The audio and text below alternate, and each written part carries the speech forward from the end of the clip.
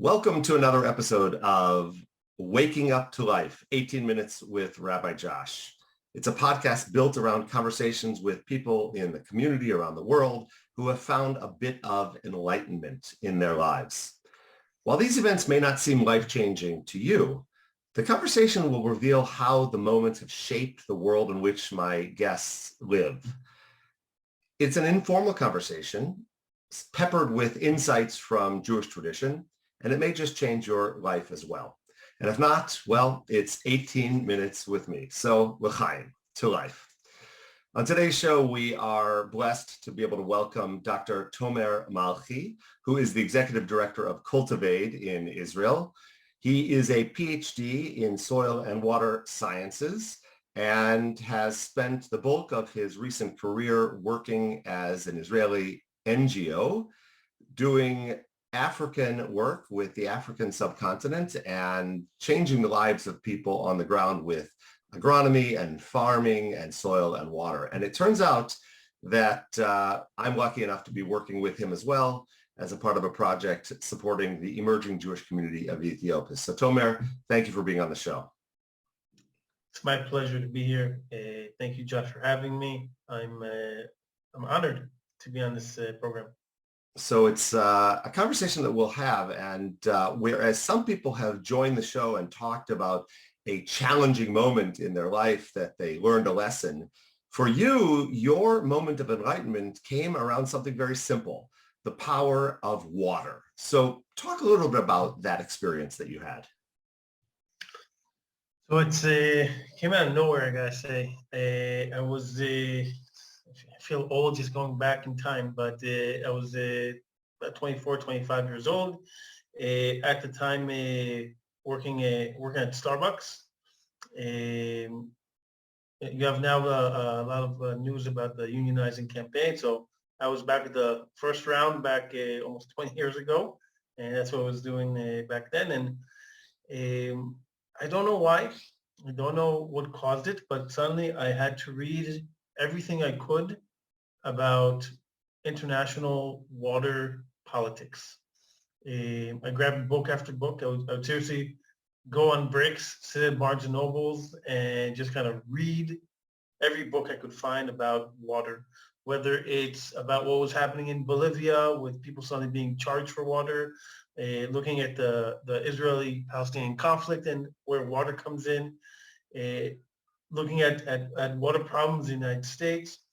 Everything I could find, I had to read, and this is before smartphones. This is before it was really, I could just read, I had to go to a library and read books. And I don't know why, but I couldn't stop reading about water. And I decided that I need to take another step into that world, going into the sciences of it, to understand, have a really deep understanding of what this means. At the time, I recently met my girlfriend back then, who was an Israeli. She wanted to go back to Israel, and we decided to go back together after stopping for a few months in San Francisco. We moved back to Israel, now my wife, so it was a good decision. And I ended up looking at all of the, Israel, of course, is powerhouse of water technology. So I started looking at, okay, where am I going to restudy, do another bachelor's, maybe do a master's. I ended up going to do another bachelor's degree. So I had a bachelor's from Cornell University in Industrial Labor Relations, and I really said, okay, I'm doing something completely different. Did another bachelor's degree in soil and water sciences at the Faculty of Agriculture of Hebrew University. And it's amazing. I went to study soil and water sciences, and then what happened was I fell in love with soil. Something I didn't expect, but anyone who ever looks at what soil is made up of, it is a fascinating world of electrical charges and ions, and all of the basis of agriculture really depends on a good, healthy soil and understanding what that means in terms of microbiology and physics and chemistry is it's an amazing, fascinating world. Um, so that's, and then as I said, I ended up doing a master's, a Ph.D.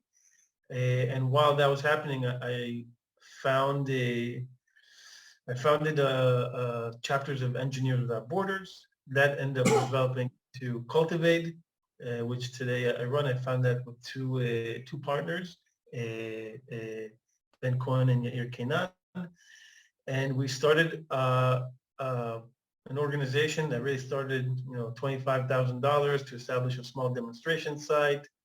And today we are working in 3 different countries, soon to be 4, with agricultural programs that are supporting governments, businesses, farmers, and having an immense impact wherever we are. And it's all because of just some kind of intuition that I need to start reading about water. So It's yeah. amazing to hear you talk in those terms. I can't help but, as the rabbi in the conversation, link this to the elemental moment in our people's history when we left Egyptian slavery, and it was that moment at the water, the parting of the Red Seas, that sort of birthed the search for land. And that's really what you're talking about. A water moment led you to this search for soil and an understanding. But it's interesting to hear you talk about water in those terms. What is it about water that is so elemental, right? Our bodies are comprised mainly of water. What is it for you about the water itself that has sort of enlightened you to what matters in the world? So before I answer, I'll actually give a little bit of I'll put in my own Jewish thoughts into here, although it's not my world. Abraham, when you read, in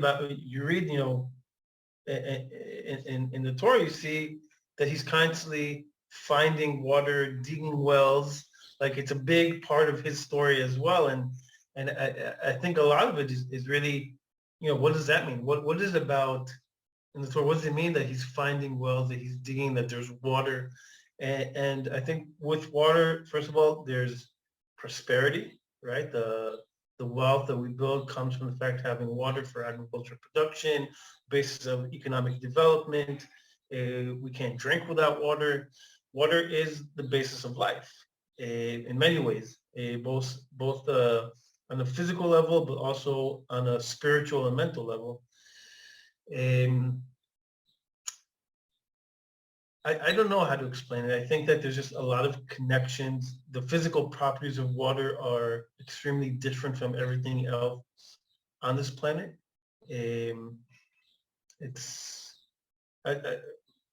it's hard to explain, but there's something in water that when you dive into it, sit in the ocean for a bit, you understand that everything is different. Everything suddenly stops. Everything calms down. Sitting in a pool of water, you get to understand something else about life. So I don't know. I'm not sure I answered your question.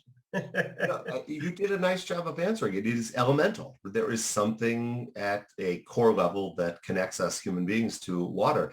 I'm wondering, though, as you started to do this work in Africa, trying to help people access fresh water, drinkable water, and how to use that water to sustain themselves. What is a lesson that you have learned about those interactions with people as a result of your connection to water and soil? I think one of the most important things that comes out in my mind is really the idea of responsibility. I think oftentimes we fail to understand what it means to take responsibility. I think in our world today, not enough people take responsibility. We're very quick to blame everyone else for our problems. If you look at in the United States, problems of obesity, it's never the person who's obese. It's not his fault. It's the fast food. But where's that personal responsibility? How come we don't take? We always look for the government is to blame. there's not enough personal responsibility at the end of the day. And I think from my interactions, one of the most inspiring moments I had was really sitting with our program manager in the Tigray region of Ethiopia, Hagos. And he was recently appointed. He's been in there for half a year at this time. And I had a sit down with him to see how he's doing, what he thinks of his position as being a coordinator. And he says, it's the first time anyone has ever given me any responsibility. I had no idea what responsibility was. I go to sleep thinking about work. I get up thinking about work. I love it. I'm responsible for something. Someone trusts me to do something. And I think, this is something that I'm not sure we all understand how important it is to be responsible beyond just, just yourself, being responsible for the world itself. Whether you look at my actions individually and my actions as a community, how they affect everyone around me, how they affect me, how they affect people I've never met before on the other side of the world. There's a lot to talk about when we talk about what is our responsibility to this world, to this planet, to future generations. And I think this is something that really comes about. And I think one of those really, I want to relate back to water is, when you look at polluted lakes, at polluted ecosystems, what the failure of responsibility of past generations to look at what will happen in the future is something that we're trying to deal with now and struggling to do so. But I think it's possible. I'll also say this, and maybe this is something that's always interesting to talk about, is I'm very optimistic about the future. I think we're fed a lot of fear, but I think the future is very bright, and that we're in an amazing position in world history, and amazing things are about to come up in front of us. So it's amazing to hear you talk in those terms. You talked about personal responsibility. What you didn't talk about, and I'd love to hear your thoughts on it, is the other side of that equation, accountability. How do we hold others accountable for even the small actions that are necessary to do that? You talked about the optimistic future. It does demand that we are held accountable to do our part, whether it's the simple act of not throwing your straw on the ground so that it goes into a water source and ultimately gets to the ocean, or a more global accountability, which is asking governments and agencies to behave differently. So how do you deal with the accountability side of that responsibility question? It's interesting. I really am not sure. I think anyone who's responsible, truly responsible, doesn't need to worry about accountability because they will do what they're responsible to do. The accountability aspect is for people who do things without being responsible, where someone is responsible for cleaning up a lake and they didn't do it. They were never really responsible, so of course they're not accountable. So if we have true responsibility for others, accountability should be something that we just check off very easily on the list. And the problem is that people just aren't, it goes back to the problem that people just aren't responsible for what they're supposed to be responsible for. Okay, so I have to ask you this, and you may not be able to answer. I have some inside information, and because we're friends as well, that you're a new father. And obviously you must be thinking about, how do I teach my new child this sense of responsibility in the world? Have you given any thought to what it will take to allow him to become a responsible member of the community? I have a lot of thoughts about raising children, because when you do it, you start thinking about every action you do. And I think the first and most important thing is to be a role model. They learn by what they see. So the fact that they see even the little things, on how we treat our partners, the responsibility that we take with each other, that, if someone needs help on a very small local level, someone needs help picking something up from the ground or picking something up, raising something, taking something outside, or I think that's where it starts. I think it starts with some basics idea of, you see an old person that requires a helping hand. that's where it starts. Those are the first moments that you teach a child to act with responsibility towards others. So I think the bigger issues that I deal with, if that's something that he decides to deal with, good for him. But I think more it's starting with by just being a good person and having responsibility for the people around you. Goes back to the very core essence of Judaism, right? You look at the commandments of the Torah, and that is exactly what's being created, is a society where people do the right thing because it's the right thing, not because there's a reward or punishment. That's very esoterical, right? We can talk philosophy, we can talk religion. I'm wondering if, as a scientist today, with a new PhD in hand, can you identify 2 or 3 actionable items where people who are listening to this podcast can do the right thing with regard to water, soil, universe? And it can be as simple as just, okay, really follow through on your responsible recycling? Or is there something, are there things that you can just tell us to do today that will help us take responsibility for the planet? So I have a very, very strong recommendation. If there's young people here listening, become engineers, become experts in what you're in the science of it. There's too much of emphasis that solutions will be brought up and put to work on a legal, you need to be a politician. You don't need solutions to come from politicians. They need to come from experts.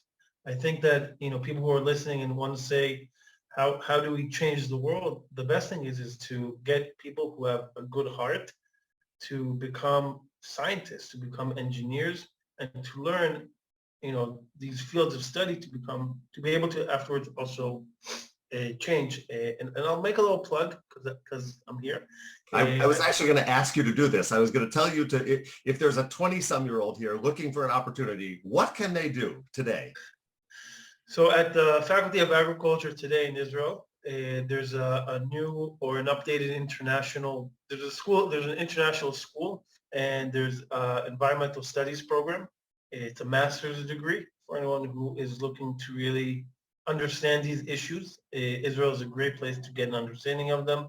It's a first step also to anyone who's interested in doing research in Israel, or even to look at coming to work at Cultivaid. We have a strong internship program where we put young agronomists in the field in the countries we work in, mostly in Africa, to do good work, to also learn agriculture on a very deep level, to also understand how to work in an international context. If there are young people who are listening, we are glad to check our website out. Come approach us. We are more than happy to also just even give advice on how to get into this world. And I do recommend looking at the Faculty of Agriculture, Hebrew University's international program. The program for environmental studies is now open. There's an open day actually coming up, I think next week. And if there are people who are interested, they should look it up. So these are 2 organizations that are definitely a good start for anyone who's interested.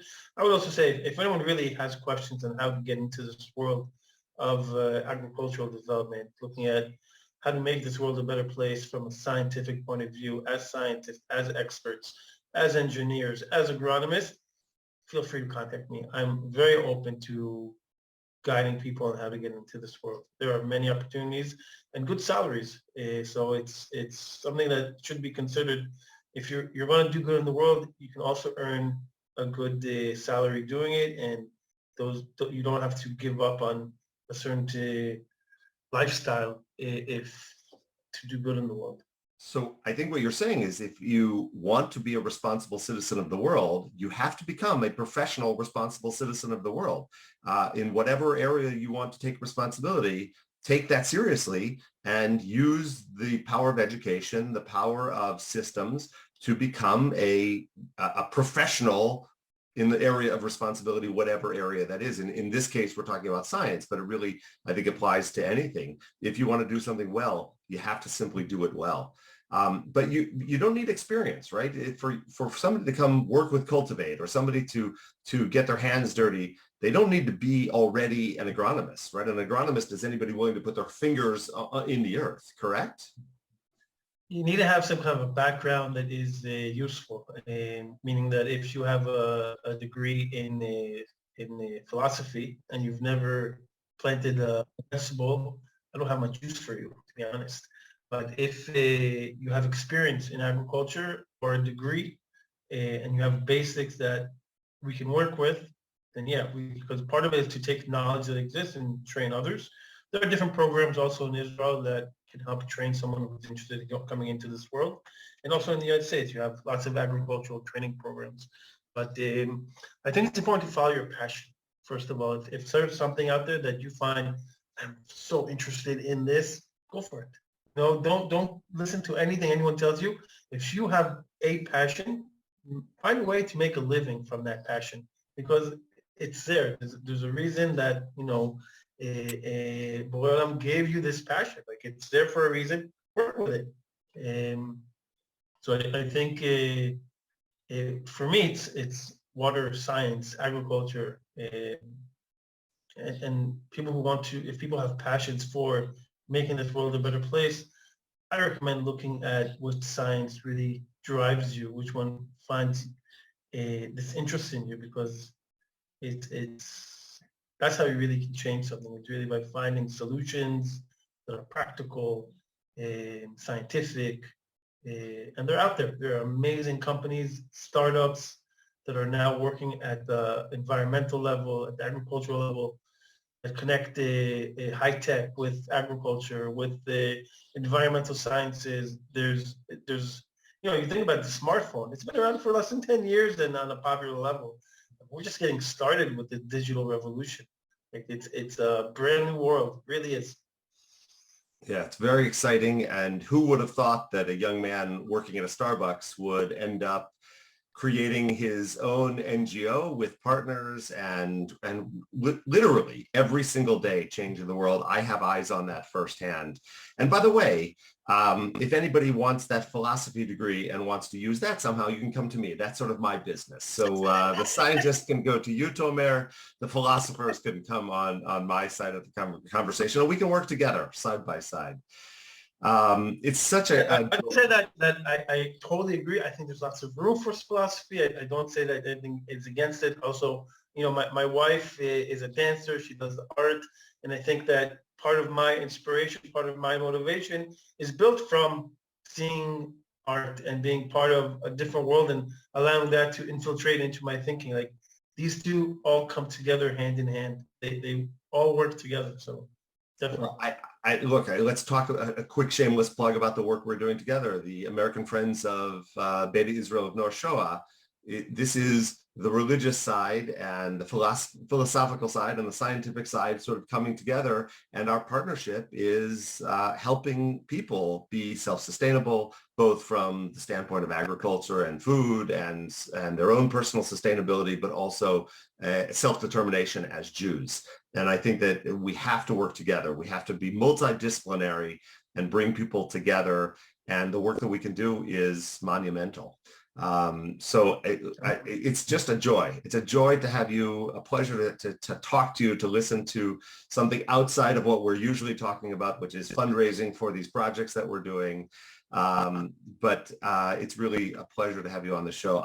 As we're coming towards the end, I just want to ask you a quick question that I have asked every one of my guests. I'm springing this on you at the end without preparation, but is there right now a book that you are reading, a television show that you're watching, a podcast that you're listening to that has really sort of reshaped the way you're thinking about the world? Anything you could recommend to the listeners? Definitely. I recently read Factfulness, and it is a book that is amazing. I'll just quickly say that the book in it talks a lot about how we need to update our understanding of the world. When you think about Africa, what comes to mind? You think of poor children in a rural community, but that's not Africa.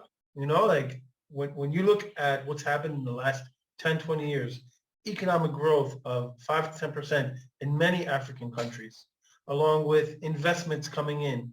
You see large farms establishing, you see industry popping up, you see cities today that are very modern. The image of what we see of Africa needs to be updated in everyone's mind. Africa is not what it was when I was in high school. And most of the people who are now teaching about Africa probably were never there and don't understand the changes that it's gone through. In the 10 years that I've been coming to Ethiopia, it's a whole different place. Addis Ababa is an incredible city with huge buildings. It's not what you expect. The book Factfulness talks about how most world leaders, most decision makers have an outdated thinking. Like when he really talks about asking these questions, and that most of the times, like if I say, what is the amount of people without clean water in the world? If it was 30-something% 30 years ago, how is it today? Most people, less than, he uses this analogy. He says that he asked the group and he asked a bunch of monkeys. The monkeys statistically answered 1/3 to A, B, or C, and the group of people also would answer according to what they thought, A, B, or C. Wow. The monkeys always score better than the people because people have an outdated sense of what's really happening. You know, today, less than 10% of the world does not have access to water. You know, less than 10% of the world is making below what's determined poverty wages. Like, it's amazing. The world is a much better place than it was 10 years ago. And we somehow have failed to understand this. But yeah, so this book is what I recommend because it really updates our program. And the title is, again? Factfulness. Factfulness. Do you know the author's name? I have to look it up. I don't remember it offhand, but as we speak, I will. Factfulness. It's Anna Rosling Ronoland and Ola Rosling. Perfect. Factfulness. We'll put it when we post the podcast. I'll make sure to link to Hans Roland. I'm sorry, Hans Rosling. Amazing. I'm ready to buy the book today. At what I think you mentioned something that was called a bookstore. I've not heard of that before, so maybe I'll have to go to a bookstore. A bookstore or a library, something like that. I'll be honest. I actually listen to the books on Audible, to be honest. Most of what I do is that way as well. And hopefully people are watching and listening to this podcast on Audible or the Apple podcast store. Anyway, Dr. Tomer Malchi from Cultivaid. So good to work with you every single day that we do our project together. So good to have you on the podcast. Thank you so much. Thank you. Thank you very much. It's a pleasure. So to everybody who's listened today, thank you for listening. I hope you enjoyed this newest episode of Waking Up to Life with Rabbi Josh. Continue to do good work in the world. Continue to take responsibility. And every day, wake up to life. We'll see you next time. L'chaim.